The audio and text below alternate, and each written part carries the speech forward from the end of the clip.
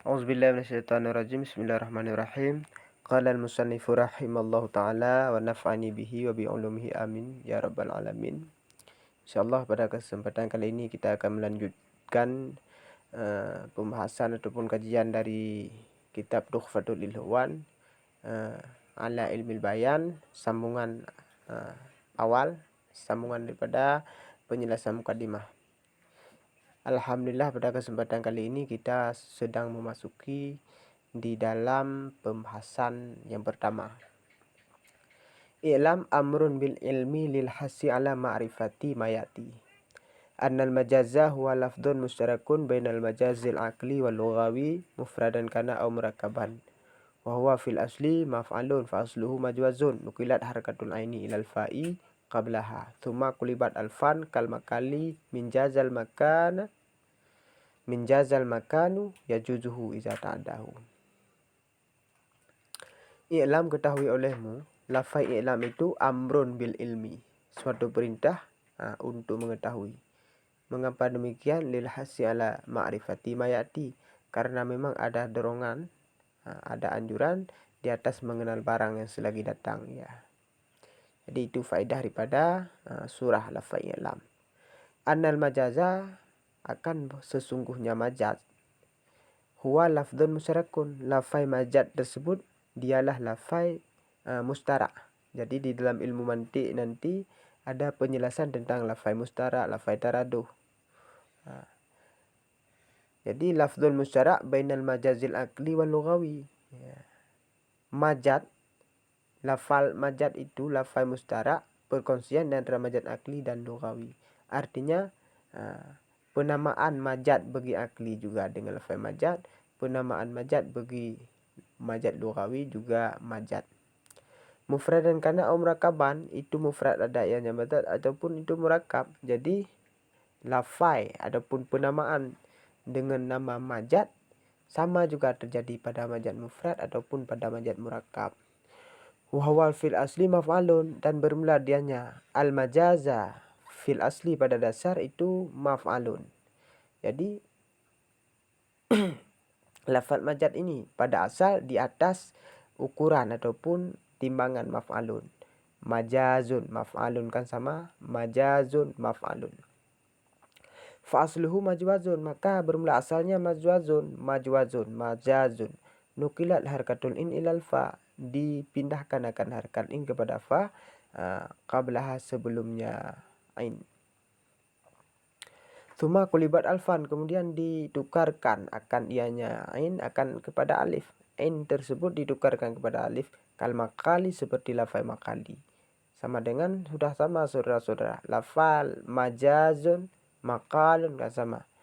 Min jazal makanu yajuzuhu, yang diambil daripada jazal makanu yajuzuhu iza ta'adahu. Jadi majaz tersebut di segi makna diambil daripada makna jazal makanu yajuzuhu iza ta'adahu.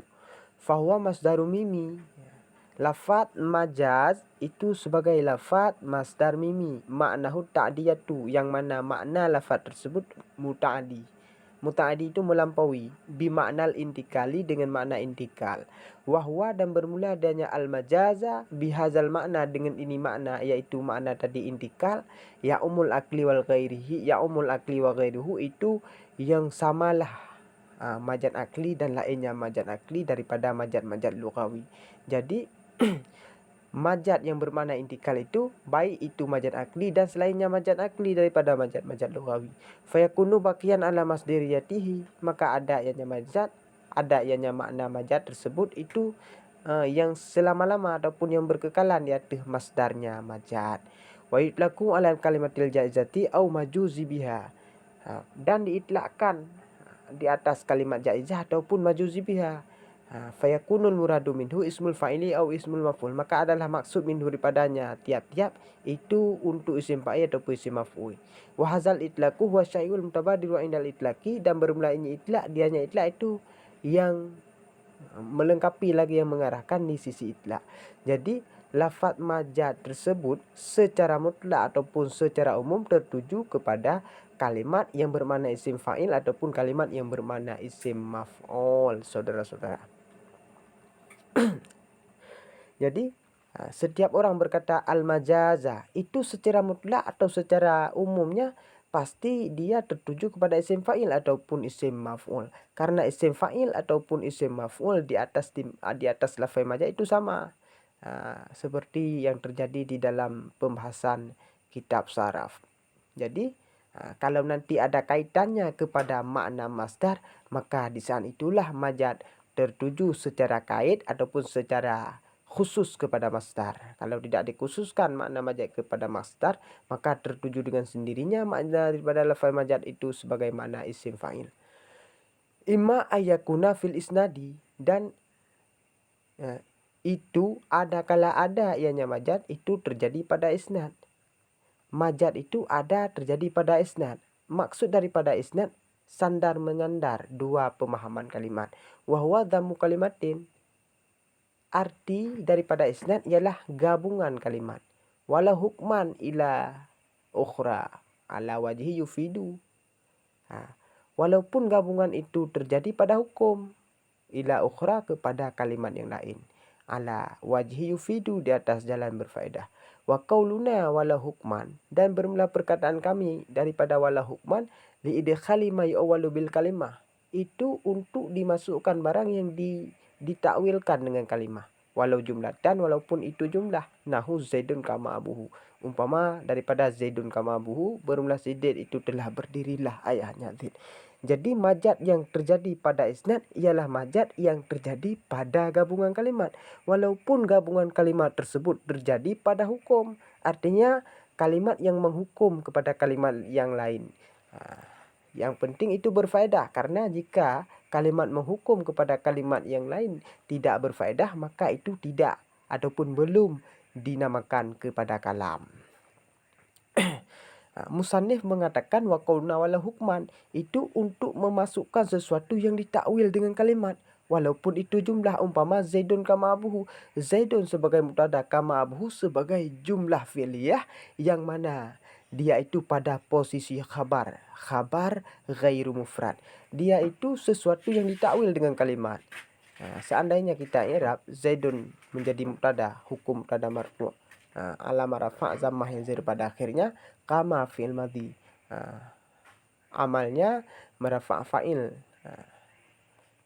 abu sebagai fa'il, hukum fa'il marfu', alamah rafa' waw dikarenakan isim yang 6. Muzaf abuhu isim zamir bina di atas zammah pada mahal jar muzaf idis sama abu. Jadi jumlah fi'il beserta fa'il pada mahal rafa menjadi mubtada daripada menjadi khabar bagi si mubtada. Jadi itulah maksud daripada ma yu'awwalu bil kalimah. Kama abuhu inilah ma yu'awwalu bil kalimah. Jadi Zaidun itu sebagai mubtada, kama abuhu sebagai khabar. Karena definisi khabar di dalam penjelasan tentang nahwu, khabar ialah satu isim yang marfu'. Jadi kalau khabar satu isim yang marfu' itu baru khabar mufrad. Di sini bukan lagi satu isim yang marfu', maka ini termasuk ke dalam khabar jumlah. Cuma sekian dan demikian, semoga bermanfaat bagi saya sendiri dan kadang-kadang bisa juga bagi kawan-kawan yang mendengar. Assalamualaikum warahmatullahi wabarakatuh.